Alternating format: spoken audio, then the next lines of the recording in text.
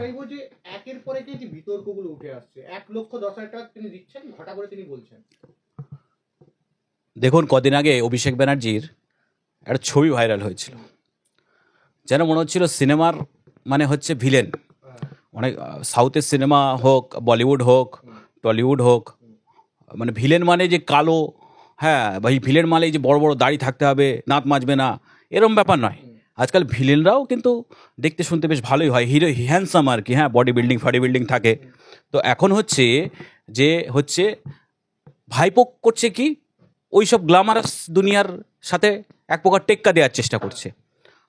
আর পিসি করছে কি, পিসি করছে হচ্ছে গান বাজনা, এটা নাটক কবিতা এইসবের টেক্কা দিচ্ছে।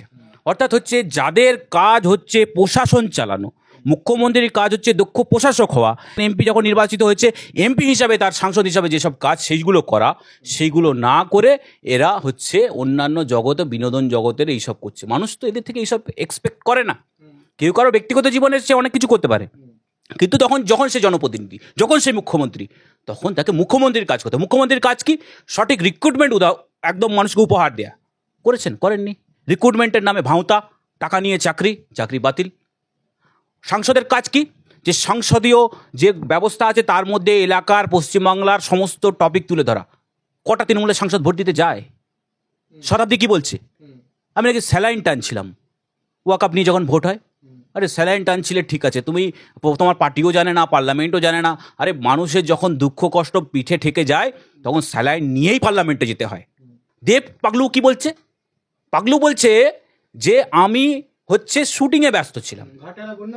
উনি শুটিং, তুই শুটিং করবি তো পার্লামেন্টে তো যাওয়ার কি দরকার? কি শেষ বয়সের পেনশন নেই বলে? ওইদিকে নতুন জিল্লা জগদীশ চন্দ্র বাসুনিয়া বাগডোগরা থেকে এক গাদা প্লেন ছাড়ে, গুয়াহাটি থেকে প্লেন ছাড়ে, কলকাতায় এসেও প্লেন ধরতে পারতেন। তিনি বলছেন আমি প্লেন পাইনি তাই আমি পার্লামেন্টে যেতে পারিনি। তো এই যদি চরিত্র হয়ে যায়, যাদের রাজনীতি করার কথা, যাদের রাজনৈতিকভাবে সরকার পক্ষকে টেক্কা দেওয়ার কথা, যাদের পার্লামেন্ট, তারা ভোটেই অ্যাবসেন্ট। তো এই যদি পরিস্থিতি হয়, মানুষের কথা কি শুনবে? পশ্চিমবাংলার মুখ্যমন্ত্রী বিড়িওয়ালাদেরকে পার্লামেন্টে নিয়ে গেছে। পশ্চিমবাংলার মুখ্যমন্ত্রী যারা টায়ারের লিক সারাতো তাদেরকে হচ্ছে বিধানসভায় নিয়ে এসছে। পশ্চিমবাংলার মুখ্যমন্ত্রী হচ্ছে যত অযোগ্য মূর্খ সমাজের মধ্যে যাদের গ্রহণযোগ্যতা নেই, সিপিএমের বিরুদ্ধে লড়ার জন্য এদেরকে নিয়ে এসেছিল। এখন হচ্ছে টাকা নিয়ে টিকিট দিয়ে নিয়ে এসছে। যে টাকা দিয়েছে তার টিকিট, যে টাকা দিতে পারেনি সে দেয়াল চুন করেছে। না, আমরা বিরোধিতাকে, আমরা ভারতের গণতান্ত্রিক উপায়ে আমাদের সচেতন নাগরিক হিসাবে তার সচেতনতার থেকে মানুষকে অন্যায়ের প্রতিবাদ আমরা করব। বলছে এই যে কানের পাশে বৃষ্টির সময় কাপড় তিনি ওড়না নিতে পারতেন, তিনি কান খোলা রেখে কানের দু সাইডে গুনলেন, এটা বৃষ্টি আটকাবে? একটা সময় এই যে উনি যেটাকে এখন বলছে হিজাব, এই যে কাপড়, একটা স্কার্ফ যে জিনিসটা, এক সময় মুখ্যমন্ত্রী নিজে বলতেন যে আমাকে এটা শামিমা দেয়। কোন শামিমা? হচ্ছে দক্ষিণ 24 পরগনার প্রথম তৃণমূলের জেলা সভাধিপতি। তেনাকে আর এখন দেখা যায় না, তেনাকে আর তৃণমূলের লোকেরা মানে কিনা এখন সন্দেহ আছে। তো উনি ওনাকে দিতেন।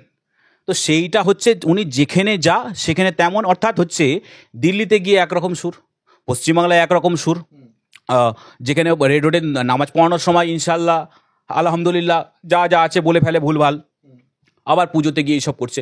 মানুষ তো এইগুলো পছন্দ করে না। মানুষ তো একটা সুষ্ঠু প্রশাসন চায়। আপনি সংখ্যালঘুদেরকে বকটুয়ে 14 জনকে জ্বালিয়ে মেরে দেবেন, তারপরে আপনি সংখ্যালঘু দরদ দেখাবেন। সংখ্যালঘুদেরকে তামান্নাকে মেরে দেবেন, তারপর দরদ দেখাবেন। সংখ্যালঘুদের দলীয় খাকিতে তাদের বাড়ি জ্বালিয়ে দেবেন, তারপর দরদ দেখাবেন। এটা তো হতে পারে না। আচ্ছা, এই মুহূর্তে যে আরেকটা প্রসঙ্গ উঠে আসছে, মমতা বন্দ্যোপাধ্যায় বারবার পুজো উদ্বোধন করছেন, ঠিক আছে, কিন্তু মানুষকে কোথাও গিয়ে এই 1,10,000 টাকা বারবার শোনানোর কি খুব দরকার? দেখুন, সরকারি টাকা তো দিচ্ছে। মমতা ব্যানার্জি তো আর নিজের বাড়িঘর বেচে পুজোর টাকা দিচ্ছে না, আর মমতা ব্যানার্জি মানুষের থেকে চাঁদা তুলেও দিচ্ছে না।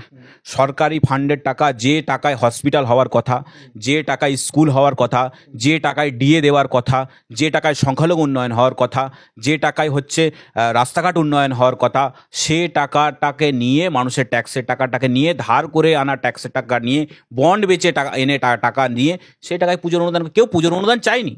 মুখ্যমন্ত্রী স্বতন্ত্রভাবে দিচ্ছে, অভ্যাসে পরিণত করে দিচ্ছে, অভ্যাস খারাপ করে দিচ্ছে। যেমন দেখেনি, জিও প্রথমবার এসে অভ্যাস খারাপ করে দিল, 6 মাস 9 মাসে সব 4G ফ্রি দিয়ে দিল। এখন রিচার্জের দাম কত বেড়ে গেল।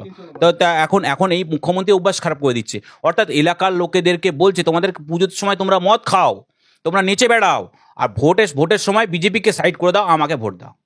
এইটা পরিষ্কার হচ্ছে বক্তব্য।